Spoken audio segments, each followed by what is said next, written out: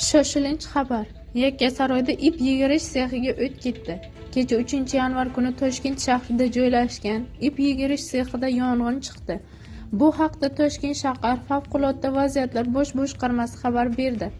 Qayd etilishicha, soat 22:01 da Toshkent shahar Yakkasaroy tumani Qo'shbegi ko'chasida joylashgan ip yigirish sexida yong'in sodir bo'lgani to'g'risidagi FBBga xabar tushgan. Shunga ko'ra, qutqaruvchilar soat 22:04 da hodisa joyiga yetib borib, yong'in soat 22:39 da o'chirilgan.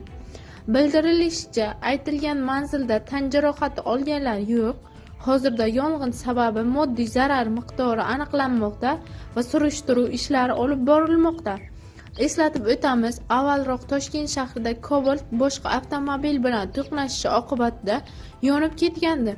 Hodisa oqibatida tan jarohati olganlar bo'lmagan edi.